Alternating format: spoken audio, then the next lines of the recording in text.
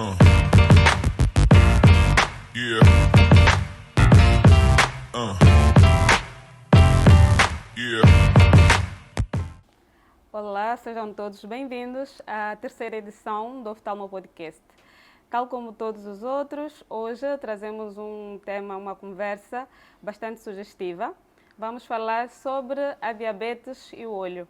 O que é a diabetes? Afinal, esse vilão pode provocar no nosso olho, que alterações pode provocar na nossa saúde ocular. Para isso, convidamos hoje a doutora Luísa Paiva, que é a diretora nacional do Instituto Nacional de Oftalmologia, para o pleonasmo. É também docente universitária. Bem-vinda, doutora Luísa.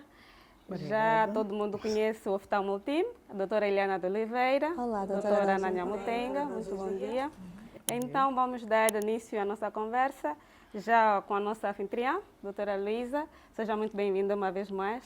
Então, gostaríamos que, assim, em breve introdução sobre o percurso da doutora Luísa, nossa professora aqui. Então, esteja à vontade. Obrigada, em primeiro lugar, pelo convite. Vou dizer que é a primeira vez, embora já tenha encarado as câmaras, mas é a primeira vez que estou num programa deste tipo. Vou começar primeiro por dar os parabéns. É o primeiro domingo de maio. Parabéns a todas as mães. Obrigada. Obrigada, somos todos mães. Mesmo para mim, que a minha já não está cá, infelizmente, mas que quando acordei, o meu primeiro pensamento foi para ela, onde ela estiver, e tenho a certeza que estará bem. Um feliz Dia da Mãe. Bom, passando este momento, vou apresentar-me, chamo-me Luísa Paiva, sou oftalmologista, fiz a licenciatura de Medicina na Universidade de Agostinho Neto, na UAM, terminei em 89, depois disso passei para o Instituto Oftalmológico, fiz o internato naquela altura, portanto, terminei em 95. Antes disso, tivemos um estágio, eu e outra colega, que éramos apenas duas. Na altura, fomos as duas primeiras internas e só haviam 3 oftalmologistas na altura. Passámos depois por Espanha como uma preparação, vamos dizer, para o exame de especialidade. Portanto, especializei-me em 95 e desde então estive sempre no Instituto Oftalmológico. Anos depois fui a diretora clínica do Instituto e desde outubro de 2014 que sou a diretora-geral do Instituto Oftalmológico, que agora todo mundo chama, em vez de ONA, não é? Que é Instituto Oftalmológico Nacional, chama o Hospital da Cidadela, provavelmente pela proximidade. Também sou docente colaboradora da Faculdade de Medicina, portanto, ministro a cadeira ou disciplina de oftalmologia desde 2000. Portanto, é um percurso assim curtinho, modesto. De corpo não tem nada. Foi professora do time, não é? Sim. De todas nós. Também. Sim, Verdade. A doutora Luísa, tal como a doutora Dalgisa disse, que a diabetes tem afetação ocular e é um vilão. Então, doutora Luísa, o que é a diabetes? O que é a retinopatia diabética? Vamos primeiro falar da importância da diabetes, em si, que Ok. tem para o mundo, que neste momento é considerado como um dos principais problemas sociosanitários. Pelos problemas que provoca a nível da sociedade, da própria família em si, e sanitário por ser uma das principais causas de cegueira a nível mundial numa idade ativa, entre os 25 e os 74 anos. Segundo a OMS, pensa-se que em 2030 haverá ou serão cerca de 500 milhões de pessoas afetadas pela diabetes. E isto acontece devido, em parte, também ao envelhecimento da população, ao crescimento populacional, envelhecimento da população, aos hábitos comportamentais, não é? A obesidade, a falta de exercício. Tudo isso faz com que surja, com que a diabetes se torne um grande problema de saúde pública. E claro, como desde a descoberta da insulina, a vida dos diabéticos mudou muito. Têm maior longevidade e, como tal, maior propensão para as complicações que podem daí advir. A diabetes a nível ocular provoca muitas alterações. Embora a mais conhecida e a que leva mesmo à cegueira seja a retinopatia diabética. Mas, portanto, o que é importante saber que retinopatia é o termo que se aplica a qualquer doença na retina, e depois que se vai associar a causa retinopatia, por exemplo, diabética, retinopatia por hipertensão, que é hipertensiva, retinopatia por HIV-Sida. Na diabetes temos a retinopatia diabética, que é uma das principais causas de cegueira a nível mundial. E, infelizmente, pode ser assintomática. Só se torna sintomática quando afeta a zona central da retina, que é conhecida como mácula, e o seu centro, a fóvea. Eu vou aproveitar essa deixa, doutora, porque o nosso público é maioritariamente pessoas que não são médicas, né?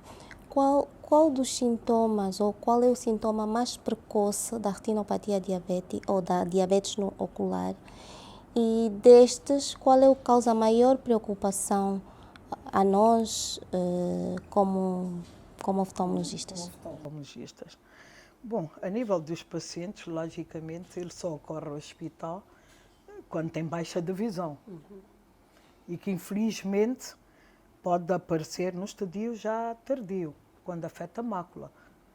Porque somos médicas, oftalmologistas, sabemos que pode ocorrer retinopatia, mesmo já numa fase muito adiantada, proliferativa, com alterações graves já do fundo do olho, a mácula estar ou não afetada. Se não estiver afetada, o paciente não sente. Para nós, o mais importante é que o paciente não chegue a este estadio. E daí a importância da saúde pública, da informação. Em países mais avançados, não é? Qualquer diabético e mesmo os médicos, aí tem os médicos de família, os endocrinologistas, têm um papel muito importante em que informam um paciente diabético. Os pacientes também são mais informados, que ele deve fazer consulta de oftalmologia todos os anos. Ele tem que saber que, se não for bem controlado, que não controlar bem a diabetes, que este é o principal fator de risco para desenvolver uma cegueira ou retinopatia diabética. Portanto, é importante que se faça aqui um trabalho de saúde pública, que os cuidados primários aconteçam, que nós possamos também informar a população. Mas para nós é preocupante um paciente que nos chega já com retinopatia diabética quando se podia evitar. Portanto, penso que a nível de cuidados primários, que nós, equipa de oftalmologia, não só os oftalmologistas, porque a equipa de oftalmologia é composta por enfermeiro especializado, que é muito importante, que é ele que pode estar na comunidade onde não existe um oftalmologista, o optometrista, que é também o nosso parceiro, não é? E o oftalmologista, a equipa, deve informar a população. Os endocrinologistas, os médicos de família, que já começam a ser uma realidade no nosso país, tem que haver uma interação muito grande entre o oftalmologista e o médico de família ou o endocrinologista, para que o paciente não nos chegue já em fase de retinopatia. Já gasta aí, já vão ser utilizados muitos recursos que poderiam ser evitados com informação sobre o que é a doença.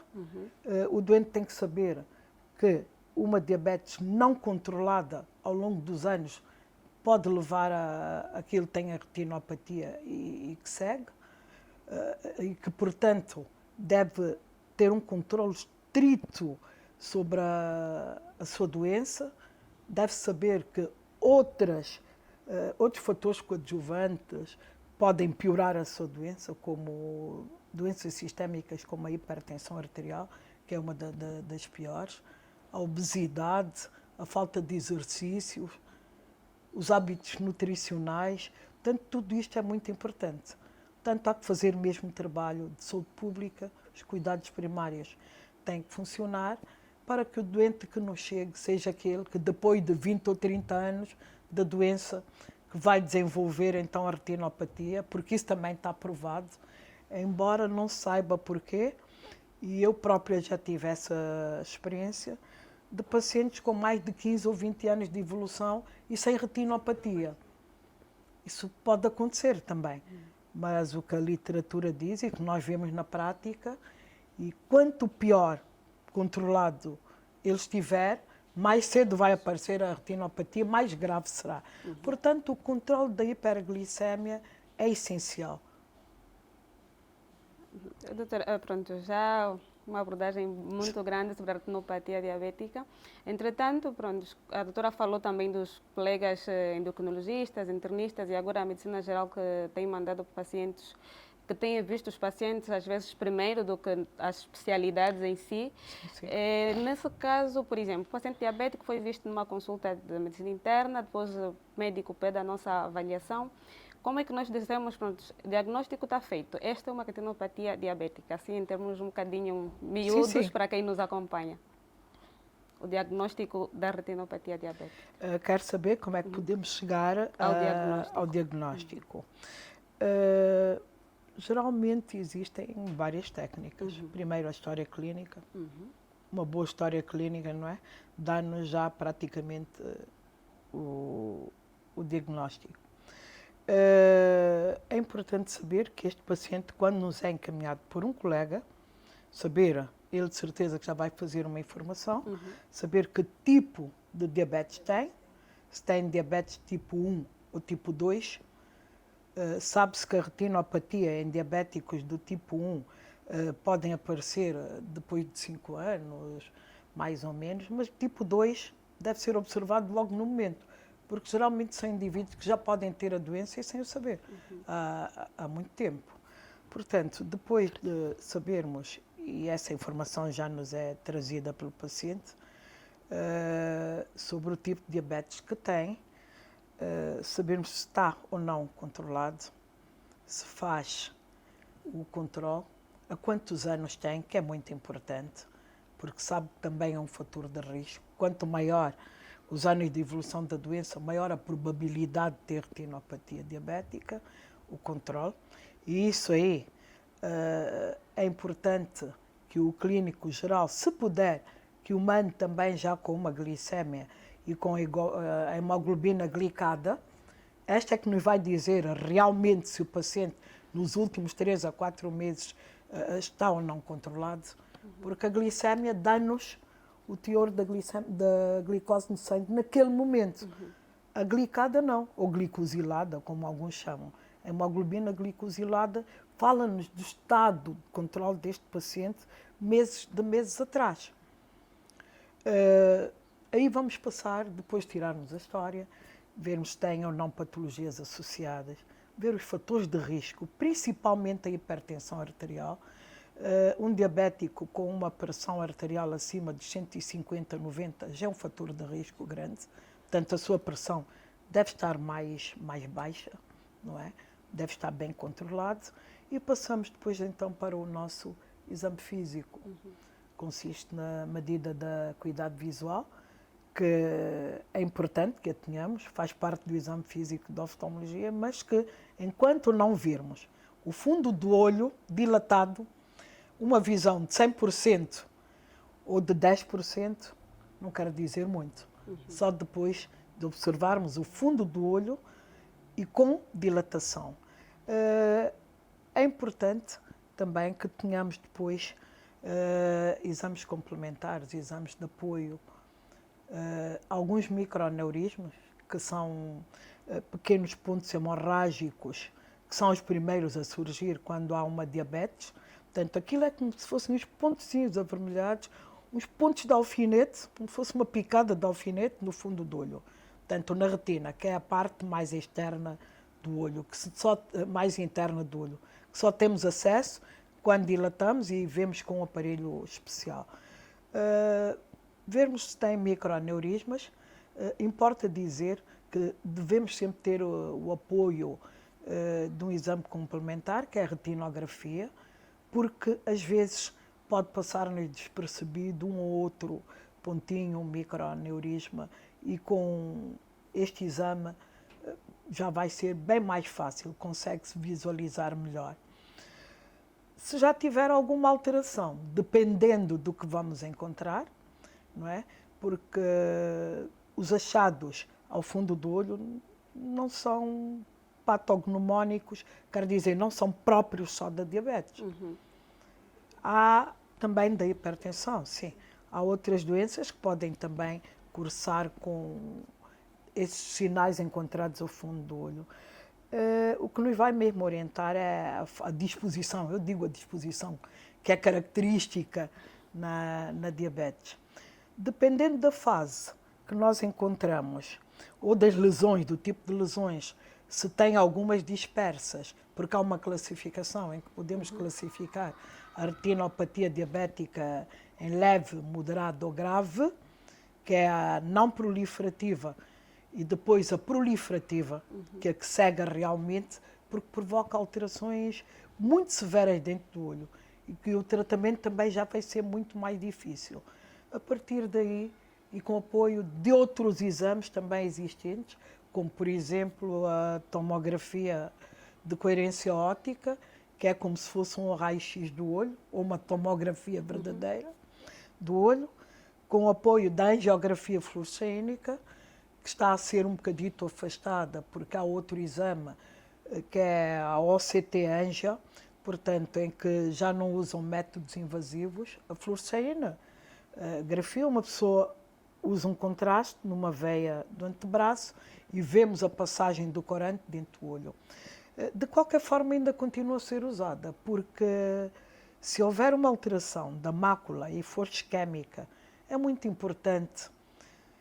E penso que até a última vez que assisti a um congresso e que se falava muito no OCT Angio, portanto, sem usar o exame invasivo, apercebi-me que muitos retinólogos de renome, ainda nenhum deles tinha descartado da angiografia clássica, do uso do contraste, que se tem que ter um bocadinho de cuidado, é um contraste e que pode ter as suas reações também secundárias, não é? Algumas ligeiras, as mais frequentes são mais ligeiras, como náuseas, vômitos, mas também, em alguns casos, pode ser uma reação anafilática grave. A partir daí, de classificarmos as lesões encontradas dentro do olho, depois vamos partir, então, para o tratamento. Mas um conselho que eu deixo aos colegas, já que começamos a falar nisso, é que sempre tiverem um diabético, que se for do tipo 1, ele deve ser encaminhado, mas não há tanta urgência, em relação à retinopatia, que se pode esperar um bocado, alguns autores falam em 5 anos, mas um diabético do tipo 2 deve de imediato fazer uma consulta de oftalmologia. E nós também devemos arranjar mecanismos de estarmos conectados a esse médico, de trocarmos informações a 100%. Termos sempre informações, porque o doente pode não estar controlado. Porque também sabemos que um doente que esteja bem controlado desde o início vai desenvolver lesões muito mais tarde. Mas isso até é um bocado caricato, mas se for um doente que já tem diabetes há muito tempo, que nunca se tratou e que de repente vá ao médico, já tem lesões, falamos com o internista e que ele faça uma baixa brusca da glicémia, isto pode piorar o quadro. Então é importante que nós tenhamos uma relação estreita com o médico assistente também do doente. Infelizmente somos poucos, isso aqui não acontece, mas penso que é uma prática que devemos começar a implementar, e tentar ter sempre um contato com os colegas. Por acaso, essa era uma questão que tínhamos aqui vista, doutora. Sabemos que a doutora faz uma gestão de uma instituição que é só orientada para a saúde ocular, não tem internistas, não tem endócrino. Conseguem fazer essa... Pronto, já é difícil porque somos poucos oftalmologistas e muito menos endócrinos também, internistas, mas consegue o Iona ter um bocadinho desse feedback, se os pacientes depois são remitidos e os colegas sabem mais ou menos como os pacientes estão a ser tratados. Acho que tem uma vantagem, né? Temos o Américo Boa Vida aí ao próximo, ao lado. Aí ao lado. Sim, então facilita. É assim. Os nossos hospitais andam todos sempre muito sobrecarregados. O facto de nós sermos um hospital de especialidade monovalente traz-nos uma desvantagem grande. Não temos um internista, já tentamos, mas com tanta falta de médicos gerais e outros, nós não conseguimos ter, embora eu pessoalmente tenha falado com um colega, diretor de um hospital central, e que pedi que era para ver se me poderia, 2 a 3 vezes por semana, dispensar algum internista lá para o hospital. Mas quando chegam alguns casos, por exemplo, vamos falar da celulite orbitária, que é tão comum nas crianças, que é uma inflamação grave orbitária que pode levar à morte se não for tratada por uma equipa multidisciplinar. Às vezes temos que recorrer aos outros hospitais. Então nós, neste caso, nós é que depois vamos fazer visita ao paciente. Mas o ideal é que nós tivéssemos também, pelo menos, um internista, um psicólogo também, que é muito importante, porque a diabetes pode cegar. Infelizmente, há falta de pessoal. Os doentes são-nos remetidos por guias, ou por clínicos gerais, ou por endocrinologistas, ou mesmo por colegas da mesma especialidade. Recebemos, inclusivamente, colegas doentes de outras províncias, porque, neste momento, penso sermos o único hospital público a tratar das complicações da diabetes mellitus. Doutora, falando das complicações da diabetes, existe uma complicação mais temível da diabetes? Depois a doutora podia falar um bocadinho acerca do tratamento existente mesmo no Iona, no Hospital da Cidadela. Dos tratamentos que nós fazemos. Sim, das complicações, sim. Falou em complicações temíveis, há muitas. Há uma que pode levar à morte, que é a trombose de seio cavernoso, porque os indivíduos diabéticos e sem controle são imunodeprimidos. Então há muitos deles que podem ser atacados por gérmenes oportunistas, como são alguns fungos, não é? E provocar necrose dos seios do palato, dos seios nasais, e cuja afecção pode depois atingir o seio cavernoso e levar à morte. Eu acho que esta é temível. É temível porque mata mesmo. Sim. A retinopatia diabética cega não deixa também de ser temível, porque para alguém que teve sempre a sua vida ativa, e geralmente disse no princípio que a diabetes atinge a população em idade ativa dos 25 aos 70 e tal anos, então imagina alguém que sempre viu, que foi o sustento da sua família e que deixa de ver também, mas que implique mesmo prognóstico vital, temos este caso. A diabetes afeta inúmeras estruturas do olho, desde as pálpebras, com os xantelasmas, que são umas placas amareladas que aparecem nos cantos dos olhos, nos cantos internos, né, na pálpebra.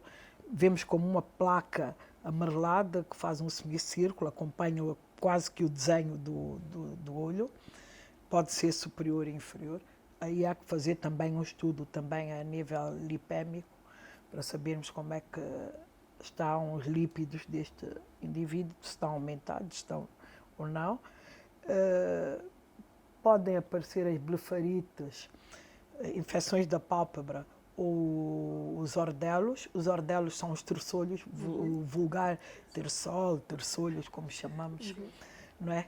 Que no indivíduo com mais de 40 anos e que vai tendo terçolhos de repetição, isso também pode alertar-nos e pedirmos um exame, uma glicémia. Pode afetar a córnea, em que a cicatrização, em que se o indivíduo sem doença tiver uma lesão leve, por exemplo, por uma folha de papel, pela unha, uma erosão simples, que cicatriza em 24 horas, num diabético pode não acontecer isso, não ter essa cicatrização e mais, pode evoluir para uma úlcera grave ou mesmo uma endoftalmite e perder também o olho. Pode passar por alterações refrativas, e isso por causa do cristalino, que é uma lente que está dentro do olho. E isso fez-me lembrar de um caso que há muitos anos atrás, eu estava na clínica Sagrada Esperança, quando ainda tinha tempo, há muito tempo, há muitos anos atrás.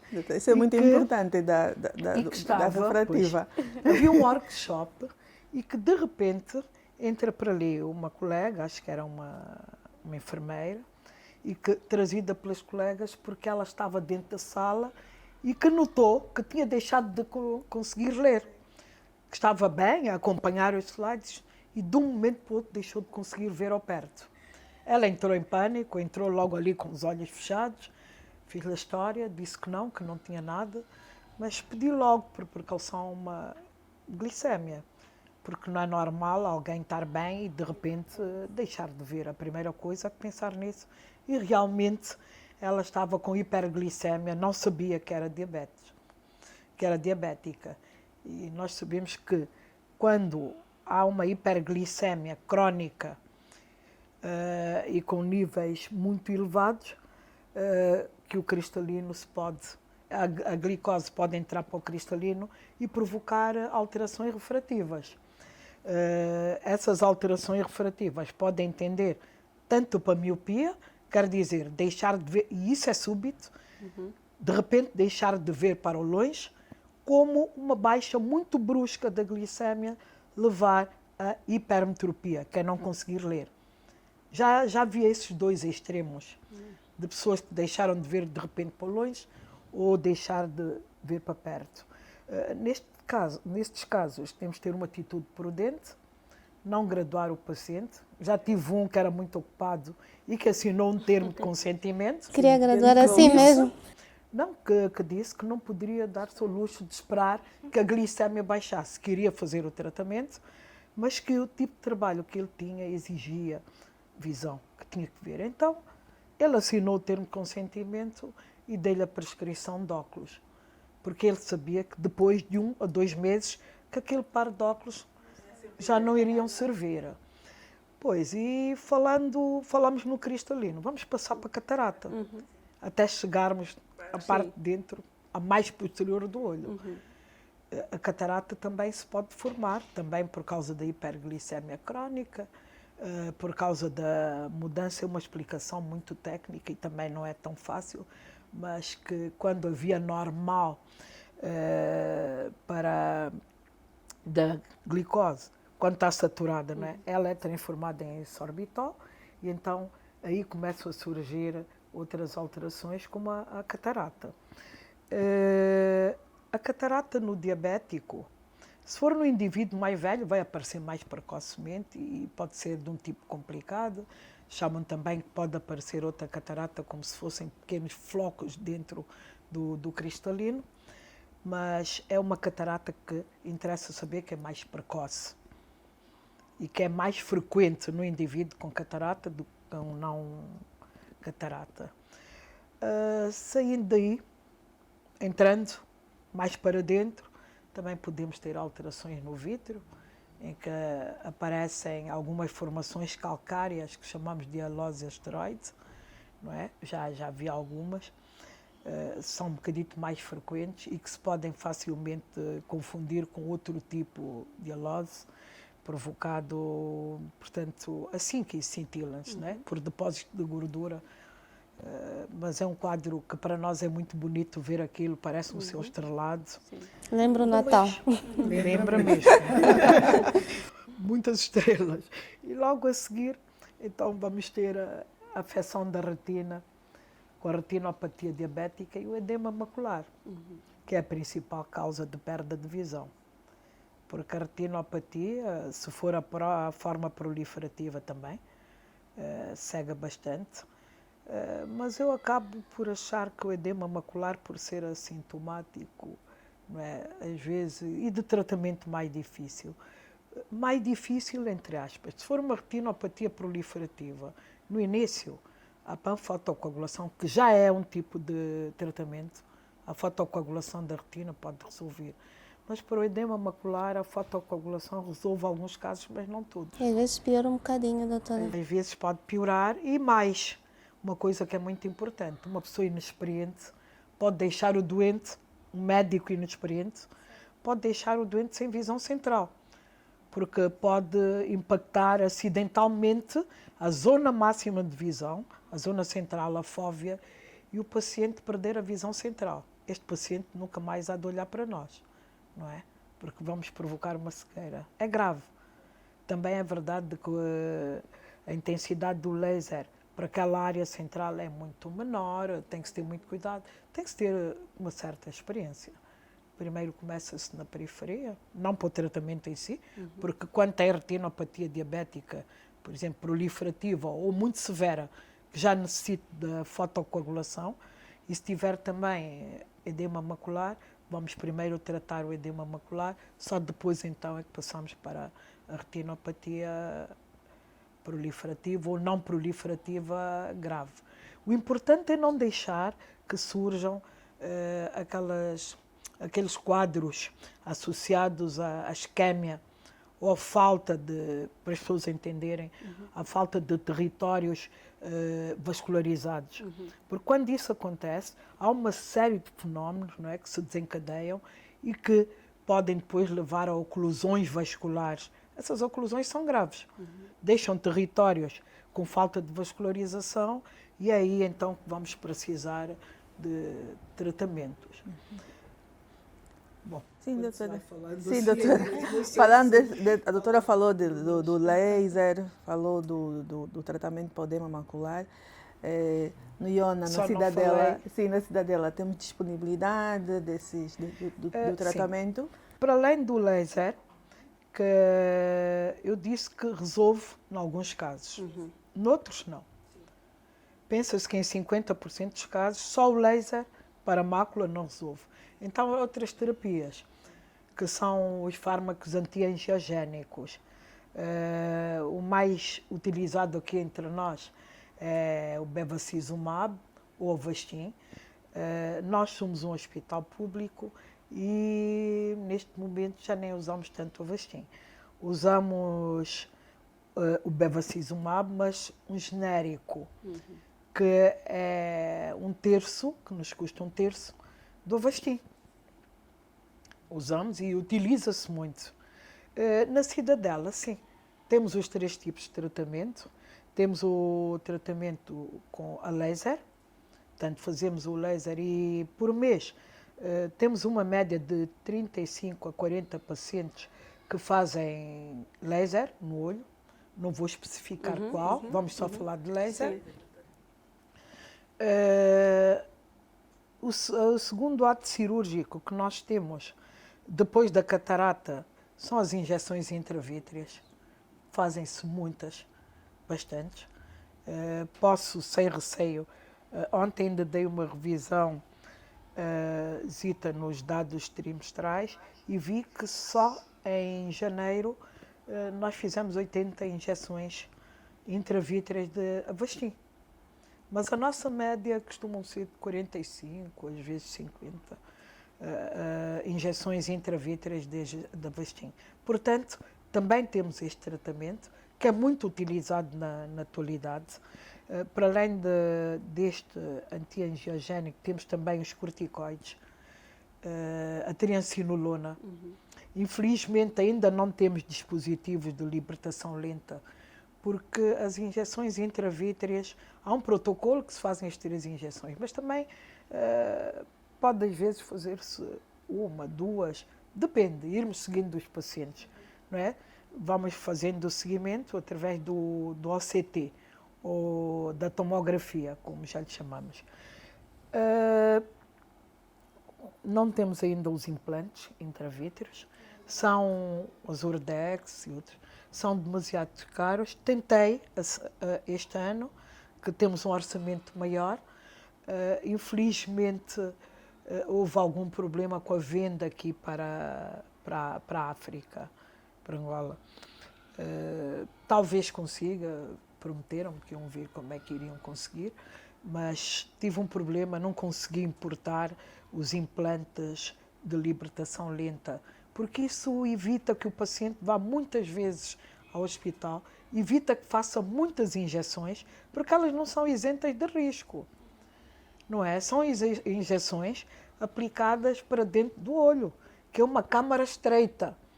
Ainda que se cumpra todo o protocolo, temos que pensar que podemos provocar-lhe uma infecção, que ele pode ter uma endoftalmite, que é uma perfuração, um descolamento de retina, não é? Um descolamento de retina também. Então temos que pensar nisso. Hipertensão ocular, inclusive, há que pensar nisso. Claro que os meios, está dentro dos meios médicos, estes dispositivos de libertação lenta seriam muito melhores. São muito caros, mas também podemos selecionar os pacientes. Infelizmente estes não têm, porque não conseguimos importar, mas posso dizer que cada implante que eu pedi uma proforma fica aí à volta de quase 2 milhões, entre 1,5 milhão a 1,8 milhão. Sim, 1000 kwanzas. Portanto, vocês vejam, nós temos pacientes, o ano antepassado, em 2022, vimos 64 mil pacientes. O ano passado tivemos um aumento de quase 30% de doentes. Poxa. No geral, passamos para 86 mil pacientes. Poxa. Há 3 anos tínhamos uma média de 4.500 pacientes mês. Neste momento estamos com uma média de quase 7.500 pacientes por mês, chegados da província. Sim. Ontem à noite recebemos uma criança que chegou de Malange. Temos uma criança, e falando em diabetes, que veio de uma província com uma catarata. Nas crianças a catarata é muito frequente, principalmente em crianças com diabetes tipo 1, principalmente mal controladas. Chegou com uma catarata hipermadura, muito madura, já não vê absolutamente nada, não é só luz, já não consegue deambular sozinha, e que infelizmente os pais não tinham condições para comprar insulina. Já vinham uns dias sem insulina, com mais de 350 miligramas de glicémia. Portanto, encaminhamos a criança de imediato para o hospital pediátrico e está lá há quase um mês internado. A semana passada, portanto, já estava mais controlada, foi para o hospital para ver se podíamos operar e tornar a voltar para o hospital pediátrico. Eu imagino o que é aquilo para aquela família, porque veio a mãe com o bebê ao colo, se calhar tem outros filhos na província, e nós sabemos que muitas vezes aqui as mulheres é que são os pilares da família, não é? Nem conseguimos imaginar o que é que será o transtorno que aquilo está a provocar, mas que ela está aqui com a criança, não é? Que vinha com uma glicémia e que até agora, pronto, pensávamos que estava mais ou menos controlada, começou a fazer um quadro febril e continua internada. Isso é um problema. Para além voltando ao tratamento, acho que não divaguei, mas dei um exemplo que é importante. Sim. Para além do laser, das injeções, também fazemos cirurgia vitreoretiniana. Infelizmente só dispomos de um médico que é expatriado, e quando ele está de férias é um problema. Logicamente, o que podemos fazer, e felizmente a maior parte dos pacientes precisa de laser e das injeções intravítreas, e somos nós os angolanos que fazemos, mas temos um expatriado que neste momento está de férias, mas eu espero que para o ano este problema esteja resolvido, porque neste momento uma das nossas metas é termos subespecialistas no hospital. Mas para o tratamento de um diabético grave, oferecemos todas as condições, desde os exames complementares, porque tem que fazer exames complementares, como fotografias do fundo do olho. Temos a angiografia fluorescênica, ficámos um tempo sem ela, mas neste momento já temos um aparelho que faz a clássica. E como estamos no hospital onde tem anestesista, graças a Deus, se houver algum problema, pode acudir, né? Já sabemos que temos que preparar as condições antes de fazer a angiografia, ter uma ampola de adrenalina, ter ali um corticoide por causa da náusea ou do vômito. Mas temos desde os exames complementares até o tratamento médico completo para um diabético.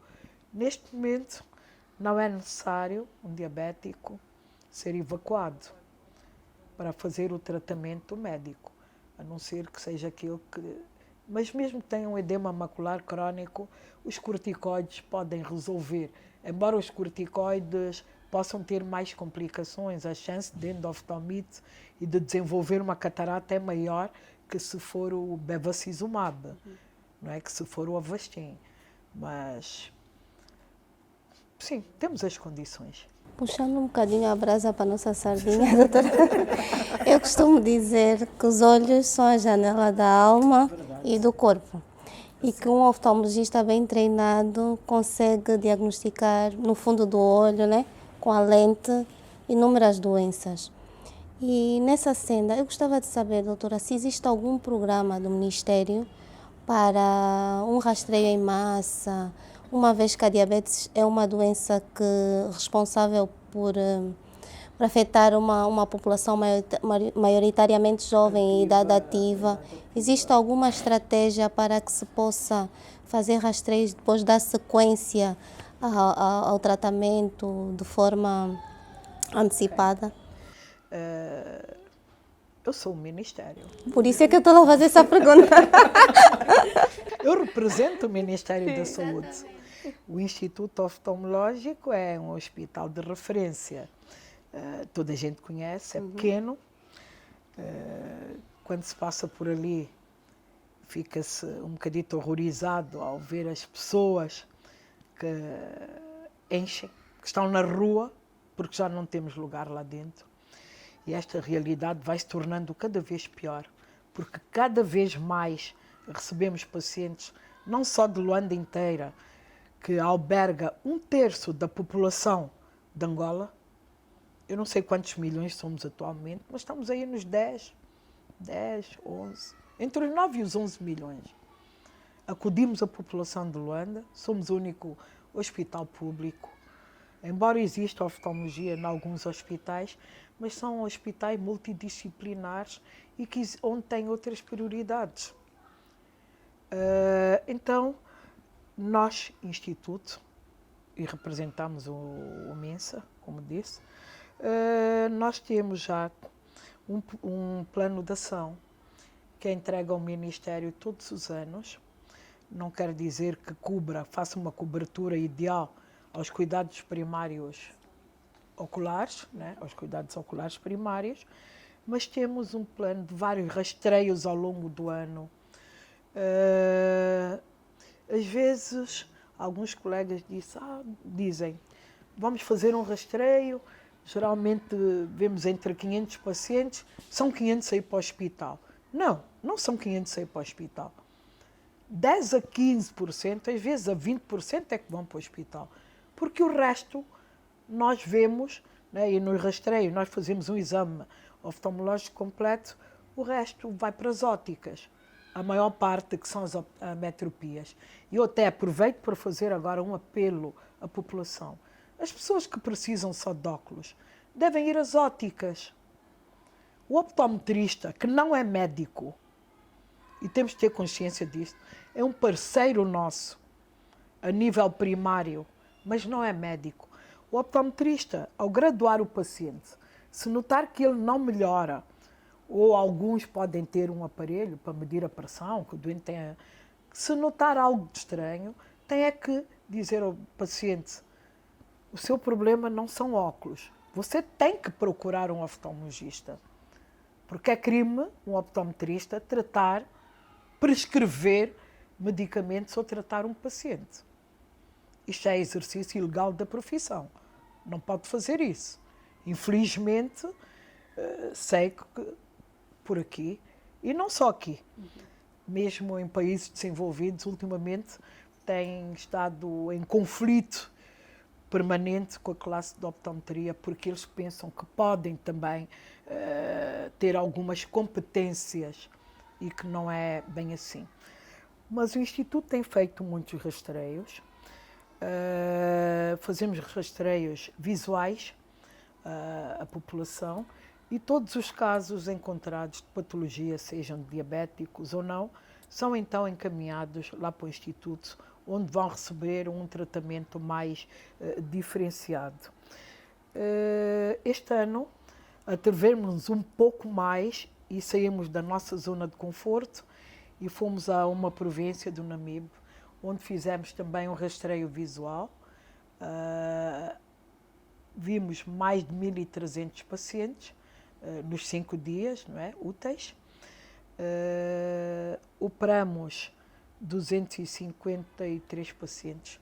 Destes, 4 eram pterígios muito invasivos, que também tiram a visão. Portanto, o pterígio, para quem não saiba, estamos a falar para o público, pode não ser médico, que é uma prega vascular. As pessoas assustam, dizem, tenho aqui uma coisa no olho, branca. Carnicão. Um carnicão no olho. Exato, doutora, o carnicão. Operamos, encontramos muitos casos de glaucoma, que também é uma preocupação em saúde pública, porque é a principal causa de cegueira irreversível, porque também é sintomática, não dá sintomas e a pessoa convive com a doença anos e anos sem saber. Encontramos alguns diabéticos e que 2 deles já vieram. A menina não conta, não é? Falei da menina que está internada até agora, com catarata diabética, mas encontramos também retinopatias. Esta semana, mesmo no feriado, foi visto mais um paciente que chegou do Namibe, que também tinha retinopatia, está a fazer os exames, e que, como é uma retinopatia que só vai necessitar de laser, vai ser tratada. Felizmente não vai precisar de cirurgia, porque senão vai ter que esperar mais 15 dias, porque às vezes as pessoas não dão tanta importância a isso, mas a oftalmologia é uma das especialidades mais caras, que mais instrumentos usa. Acho que Sem todos os equipamento anos não há um consegui- equipamento novo a sair. Sem equipamento não conseguimos diagnosticar. Sim. E a mais bonita, doutora. Então, isto é um problema, mas fazemos muitos rastreios, não os que queríamos realmente, porque não dá, mas isso já é uma forma também, e ultimamente, como já existe a Associação de Profissionais de Saúde Ocular, que engloba os optometristas, temos enfermeiros especializados, então a equipa é grande. Vem uma equipa de médicos oftalmologistas, enfermeiros e optometristas. Não graduamos durante os rastreios, não graduamos. Houve uma exceção agora na província de Namibe, porque por acaso levamos uma caixa e graduamos algumas pessoas. Geralmente foram trabalhadores, um outro pedido, porque os rastreios não são para graduar, são para detectar patologias. E vamos cumprindo mais ou menos este papel. Mas, na verdade, deveria existir um programa. Já tivemos um encontro com o Diretor Nacional de Cuidados de Saúde Primários e que incluímos, inclusivamente, alguns centros de saúde ocular. Vocês sabem que há centros de saúde ocular, há um no IS, que está até equipado, tem médico, tem técnicos, mas também tem médico, e que tem também um centro de atividades diárias, que penso que é o único que existe no país, que eu fui visitar, em que estão lá jovens e outros não jovens, mas aprenderem a lidar com a cegueira, a aprender braille, aprender a manejarem-se sozinhos, andarem na rua, a tratar de si, a tratar da casa, da roupa, de cozinha, tudo isso. Há o Centro de Saúde Ocular. Aqui em Luanda há mais 2 centros, o IEBA e o São Marco. São Marco tem médico, o IEBA penso que também terá médico. Então, juntamos-nos e falamos com o diretor e ficamos depois de ter outro encontro em que vamos traçar estratégias para ver como é que se pode ter aqui os cuidados de saúde primários, oculares a funcionar. Mas há que ter mesmo um programa e investir na formação, porque formar um oftalmologista são muitos anos. Ele tem 6 anos de medicina, mais 4 de oftalmologia. Isso se não for fazer a subespecialidade, porque se for retinólogo, para depois tratar vão ser mais 2 anos. Em 10 anos é que ele vai ser um médico de retina, não é? Então é muito tempo. Temos é que investir na enfermagem oftalmológica, formar técnicos, professores, irmos aos municípios, dar formação, pois, porque senão não vamos assim a lado nenhum. Mas que neste momento nós somos muito procurados por pacientes e também pacientes por si só e também referenciados, sim. Já há muita gente, por causa da televisão, das redes sociais, que lê e que já procura também o médico. Infelizmente é um hospital pequeno, tem uma sobrecarga assistencial e não só, também cirúrgica intensa e que às vezes nem sempre conseguimos ajudar todos, mas fazemos o melhor. Para além da formação, neste momento estamos com 41 internos, saíram 9 no princípio do ano, vão sair 11, portanto este ano vamos conseguir formar 20 oftalmologistas, não é? Alguns já voltaram para as suas áreas de origem e tem que ser assim, porque senão se ficarmos todos em Luanda as outras províncias estão mal, mas temos que investir muito na formação e na formação média também, não só na superior, mas na formação média.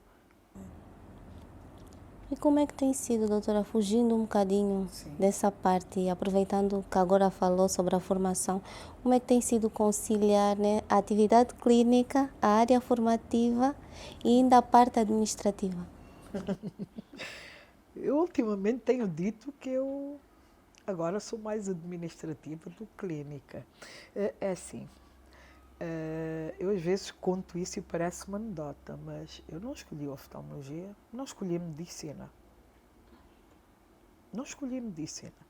A minha primeira opção foi para... Também não estava tão longe, mas era biologia ou bioquímica, foi mais bioquímica. Entretanto, naquela altura, não é? Era um bocado difícil os encaminhamentos. Acabei o liceu e andávamos ali de escola em escola, de faculdade em faculdade, a ver as listas. E o meu nome não tinha saído em nenhuma. Fui ter ao Ministério da Educação, que tinha lá um professor, e disse não consegui, o meu nome não saiu para nenhuma faculdade, eu escolhi bioquímica e nada e tal. E ele esteve ali a ver, só tem uma vaga para medicina. Eu disse, medicina? Bem, também não vou ficar sem estudar. Eu disse, ok, está bem, vamos para isso, vamos para a medicina, e que se calhar até está o primeiro ano, pode ter algum tronco comum e depois mude. O primeiro e o segundo ano passaram, quase que nem dei por eles. Também não era assim tão prático, era mais teórico.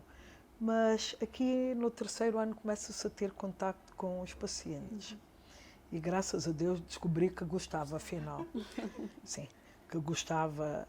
E quando acabei o curso de medicina, recebi um convite como disse no princípio, só haviam 3 oftalmologistas, 2 infelizmente já falecidos, e o Dr. Hermano David, que é o que está vivo, e um deles, já falecido, convidou-me a entrar para a oftalmologia, que não tinha nenhum interno. E eu ainda pensei, eu disse, bem, mas por que ele me convidou se houve uma aula prática e que ele entregou um oftalmoscópio a todos, descreveu a papila, todos viram e eu não vi. Assim mesmo, doutor. Também aconteceu conosco, doutor. Eu disse, todos viram, todos foram ali, estamos a ver o nervo da visão, é assim, assim. O que o professor tinha dito. Eu torci-me toda, vi. Disse, desculpe, lamento, mas não vejo mesmo. e recebi um convite. Depois de algum tempo descobri porquê. Acho que eu fui a única honesta.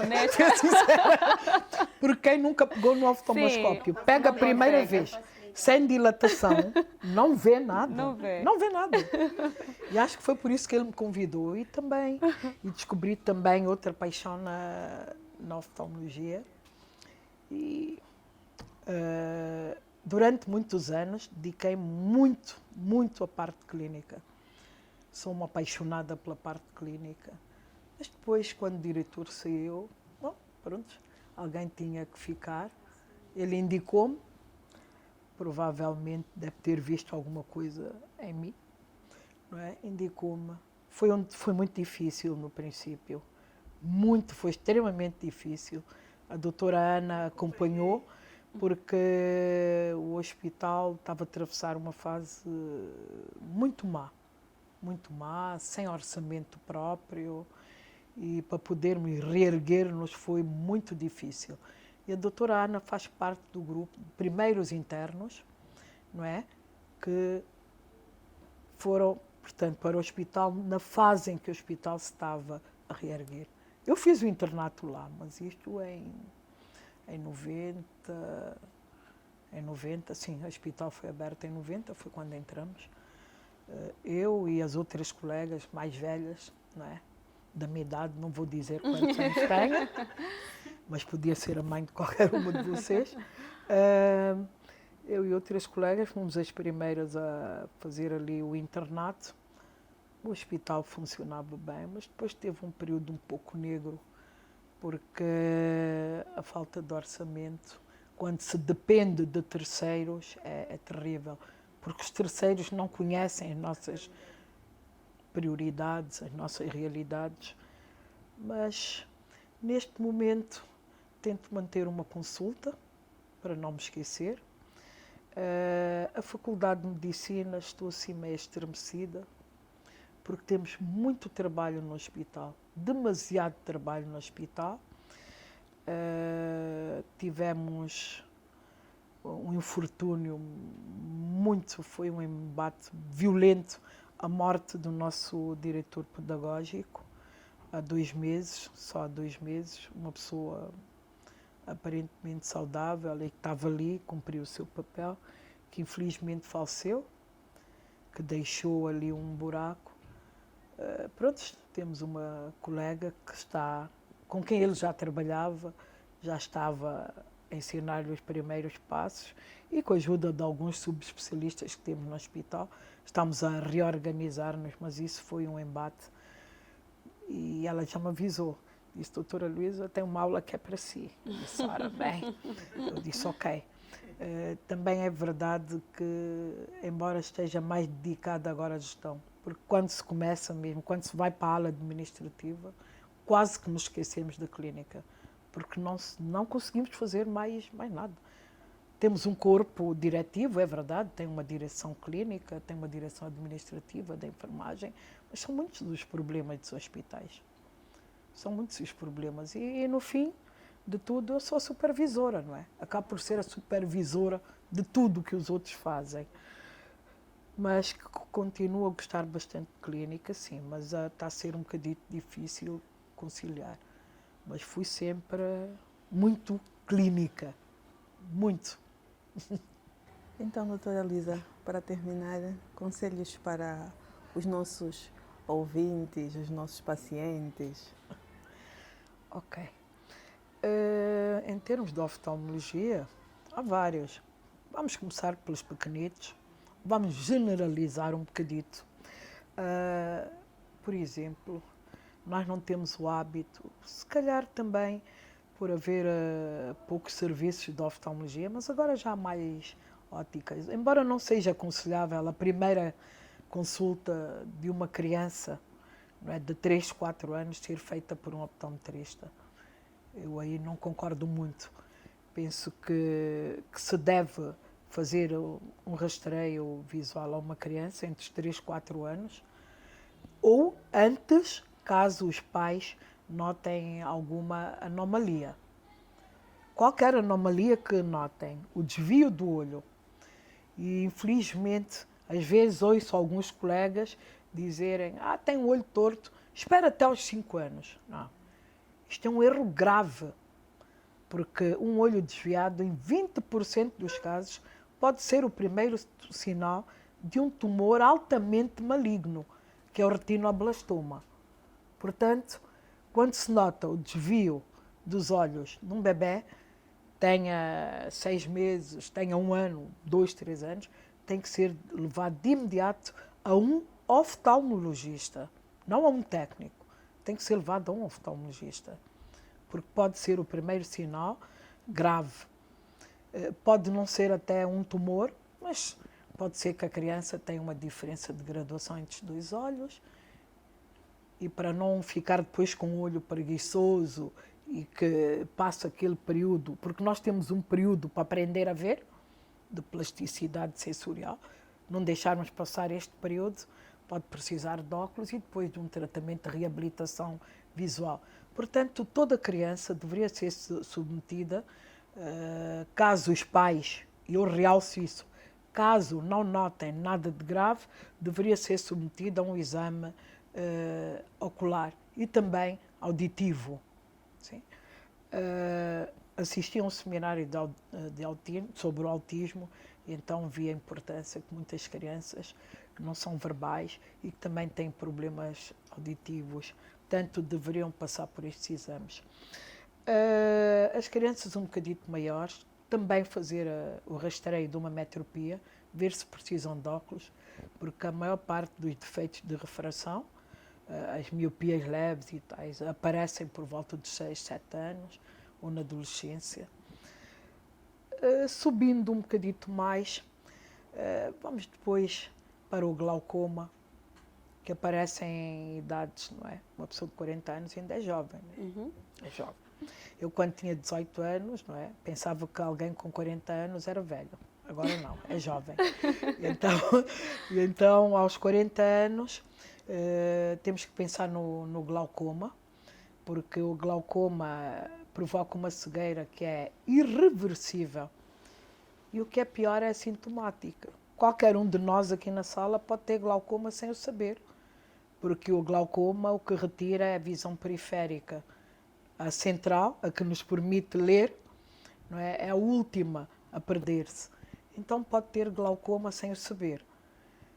Portanto, alguém por volta dos 40 anos e que tenha fatores de risco, isto é importante, porque às vezes as pessoas perguntam, mas como é que vou saber que tem um glaucoma? Então há que conhecer os fatores de risco, que são a idade, não é? Pode-se ter glaucoma na infância, pode-se ter o glaucoma congénito, ainda bebê, mas ele é mais frequente depois de 40 anos. Portanto, a idade, a raça é um fator de risco muito importante, a raça negra, e também é muito frequente também nos latinos. Portanto, para além da raça, da idade, ia-me perdendo, a história familiar também é importante. Se for ao médico e o médico encontrar a tensão ocular elevada, é um dos piores fatores de risco também para que desenvolva a glaucoma, porque quando falamos em glaucoma não é só tensão alta. Às vezes vejo pacientes em consulta que dizem, fui a uma ótica e disseram que tem glaucoma. Eu observo o paciente e ele só tem a tensão alta nos olhos.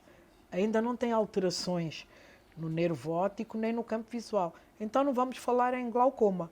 Este indivíduo tem hipertensão ocular, que deve ser tratada se for muito elevada. Se estiver acima dos 25, embora não se saiba também porque é que há pessoas que com pressões elevadas acima dos 22 e nunca vão desenvolver lesões, mas há outros. Por isso é que a genética também é muito importante. Começam-se a estudar alguns fatores, não é? Assim como na diabetes. Por volta desta idade, um pouco mais, então também vamos ter depois as doenças sistémicas, como são a hipertensão. Não falamos muito da hipertensão, a não ser como um fator agravante para a retinopatia diabética, não é? Faz com que essa se acelere. Mas a hipertensão arterial também é conhecido, assim como o glaucoma, é conhecido como o ladrão silencioso, não é? Que que as pessoas podem não ter sintomas e terem níveis muito elevados de tensão arterial. Portanto, uma hipertensão arterial ou, não é bem, baralhei um bocado, pode ter uma tensão muito elevada, seja ela a máxima ou a mínima, que nós chamamos de diastólica, sistólica, portanto a máxima, e a outra diastólica. Níveis elevados de tensão arterial também podem provocar danos grandes no olho. E eu gosto às vezes de dar exemplo. Há uns anos vi uma jovem de 17 anos que a queixa única era de cefaleia, que tinha muita dor de cabeça e que já tinha foi fazer uma consulta e que lhe disseram que estava bem. E então depois começa com visão borrosa e vai ao hospital. Nós vimos, tinha a visão moderadamente ou discretamente diminuída, tinha aí 60% de visão, não melhorava, e quando vimos o fundo do olho, tinha um fundo do olho típico, já com sinais muito graves de hipertensão arterial. Portanto, tinha uma retinopatia hipertensiva severa. Tinha 17 anos. Medimos a pressão e que estava com uma tensão demasiado elevada.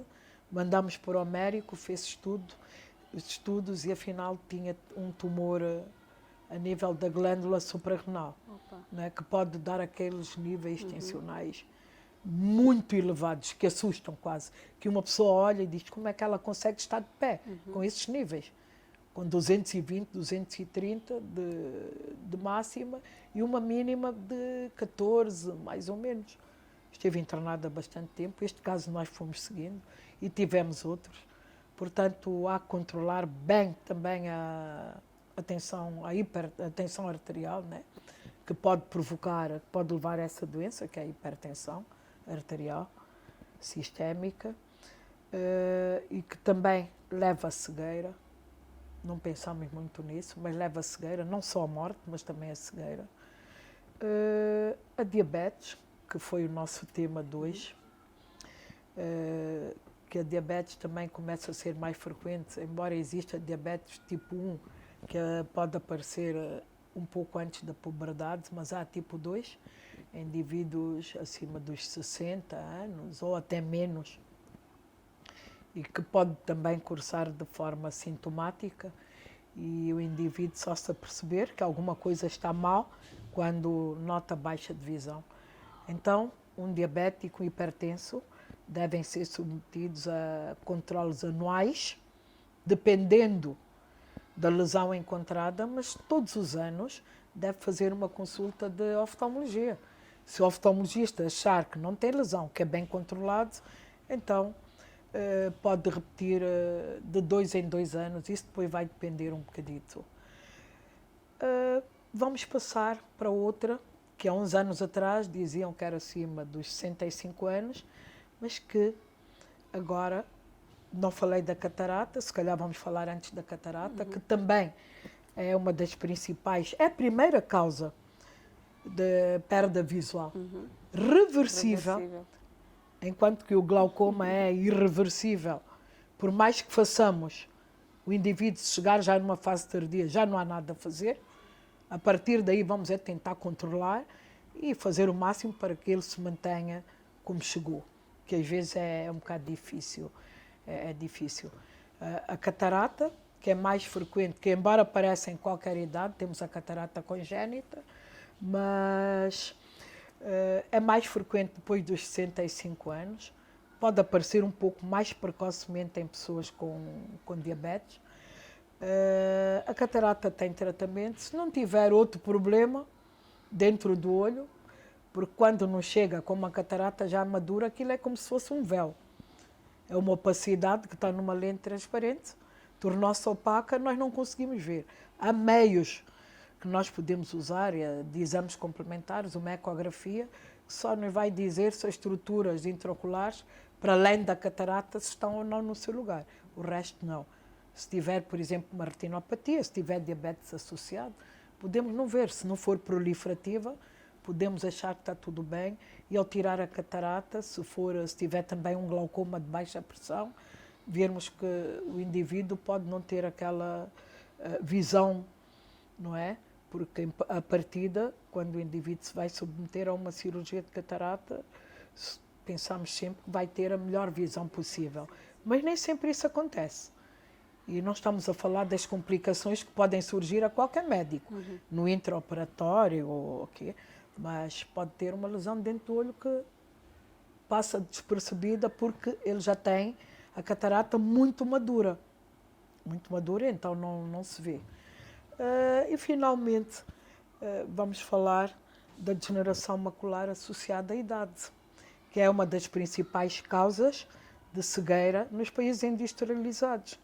Em pessoas, acho que já baixou, de antes diziam que era acima de 65 anos, agora já falam em 55 anos, em que têm uma cegueira que é central.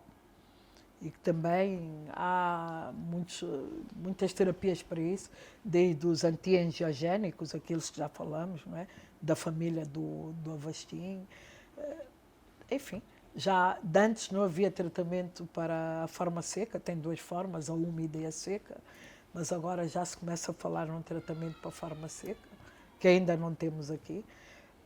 Não vemos tanta degeneração macular aqui, vemos mais uma forma, porque cursa com umas lesões brancas dentro do olho, que são as drusas. Estas sim podemos ver, mas nós temos um volume tão grande de pacientes, mas não vemos tanta degeneração macular, assim, drusas sim, mas a degeneração macular úmida, já vimos algumas, ou as atrofias geográficas, a forma seca, essas podemos encontrar, mas não tantas assim.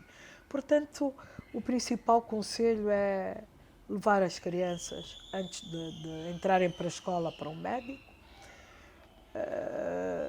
Crianças entre os 7 e os 8 anos fazerem também um rastreio. Aos 40 anos, fazermos a pesquisa de glaucoma, principalmente conhecendo os fatores de risco. Somos africanos e o principal fator de risco, para além da hipertensão ocular, é a raça negra, não é? Ou descendentes e os latinos. A catarata, esta ninguém foge. Às vezes perguntam, como é que podemos prevenir? Não se preocupe que ela há de aparecer. Ela é como idade. Não vamos falar em velhice, que isso aí. A idade é o principal fator, não é? É como cabelo branco. Ele há de aparecer. Uns mais cedo, noutros mais tarde. Mas isso é fisiológico. Só que o tratamento é cirúrgico. Mas a catarata há de aparecer. A minha avó viveu até os 105 anos. Eu era mais miúda, ela já morreu há muitos anos. Nunca vi ir ao médico. Ela conhecia-me perfeitamente. Não sei se pela voz ou se tinha. Agora eu penso que sei, né? Das coisas. Como é que ela aos 105 anos, nós a chegarmos, ela já sabia quem era. E eu acho que ela via mesmo, mas não sei. Mas pela literatura, alguém com 105 anos tem que ter alguma coisa. Tem que ter catarata, tem que ter glaucoma, tem que ter degeneração macular. Então é ficarmos atentos principalmente a essas doenças.